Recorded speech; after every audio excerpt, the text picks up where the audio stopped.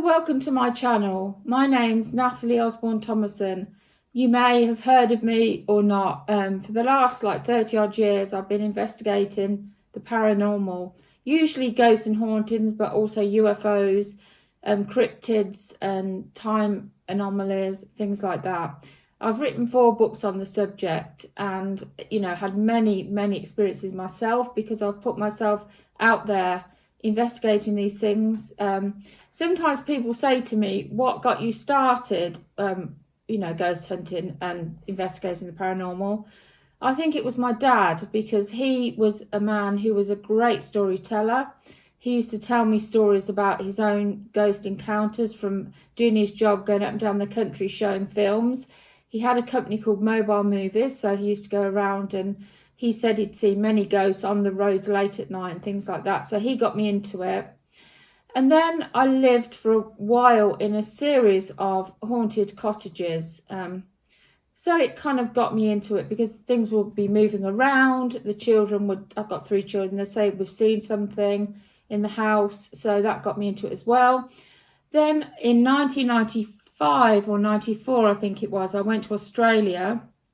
And on the flight, I got talking to a guy, and he said to me, oh, you've got so many stories, you should write a book. So I did write a book, and this is my very first book, Walking Through Walls, titled because obviously ghosts sometimes walk through a wall, because if there's not a wall there when the ghost lived in that building, it just goes through the actions of what it was doing before. And then I soon discovered that there was a place called the Ghost Club based in London. It was started by Charles Dickens. So I joined them, and they'd got lots of real senior, seasoned investigators there that showed me how to set up an investigation myself. So what I started doing then was going around the country, investigating ghosts, and I wrote my first book. I've written 4 books in all. I don't know what's happened to my 4th book, so I can't put it here. It's gone walkabout somewhere. I've probably lent it to somebody. So yeah, I started investigating, and I soon realised that actually probably about 1 in 10 people have actually seen a ghost. So in the whole population of the world, 10% are believers because they've seen it.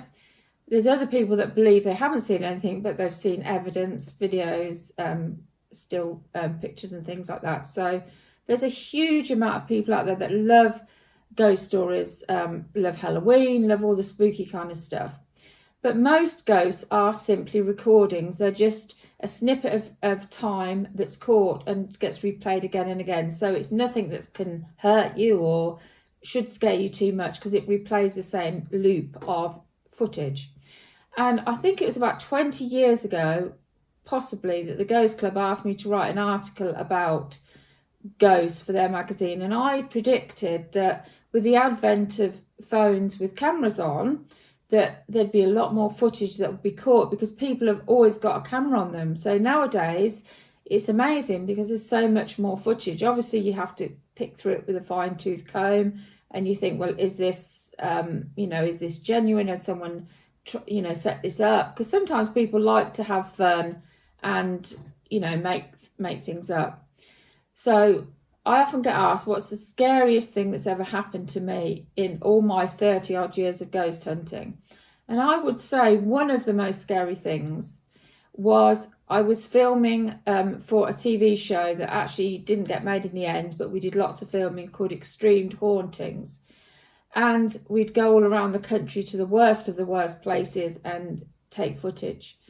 While I was doing that, I can remember a friend of mine, he told me that there was a haunted flat in Stratford-upon-Avon. Now, Stratford-upon-Avon is somewhere I love because of its association with Shakespeare. I've got the same birthday, 23rd of April, as Shakespeare. No one can come close to his writing, unfortunately, but it gives you the bug when you've got the same birthday as the most famous writer in the world. Apart from the Bible, obviously, that's the book that's never out of print. But yeah, so I went to this flat, and I looked into a mirror that was in this flat that was haunted, and actually saw something horrible in the mirror. So I said to the people, I can't really say what it is on this channel because you're not allowed to talk about certain things, but somebody had done something really bad to themselves, and I saw a snippet of it in the mirror. So I said to the people, I'll tell you what, I'll take this mirror home with me, and I'm sure that the haunting will stop. So I took the mirror home with me, and I kid you not, it took up the whole back of my car, and all the way home I could smell cigarettes and BO. Now, I don't think I had BO, and I certainly don't smoke. I've never had a smoker in my car. So I think it was the spirit that seemed to be trapped in the mirror. So I thought, what the heck am I going to do with this? I put it to one side when I got home. When I got up the next day, my daughter said, "What's that mirror, Mum?" And I said, "Oh, somebody gave me it." And she said, "Oh, it's not haunted, is it?" Now, objects can become haunted. Chairs, clocks, mirrors, even old paintings. I said, no, it's fine, it's not haunted. However, we had the most awful haunting in the house for many, many days. There'd be shadows, there'd be noises, there'd be things thrown around. So I got rid of the mirror. I stuck it on eBay, said it was haunted, buyer beware. Somebody bought it because I didn't want to pass it on to a charity shop and someone not know. And then after about a week, they said, "Please, can you have it back? Because it's awful what's happening." I said, no, I don't want it back. And I think, as far as I'm aware, that people in Stratford-upon-Avon, their flat wasn't haunted anymore. So what I would say to people is beware of buying old vintage things, because occasionally they have attachments. An attachment is a ghost that is attached to that object. Now, this is my first video on this channel, and what I aim to do is talk about some of the cases that I've covered in the last 30 years, because I've done hundreds, I would say. I can't at the moment because my arthritis is so bad, I can't walk far, so I can't be clambering up and down ruined castles and old pubs and things like that, you know, which sometimes you can be there all night and stuff. So what I aim to do with this channel is bring to you some of the cases that I've covered over the last 30 years that are in my books. Some haven't made it into the books yet. I'm writing another book at the moment.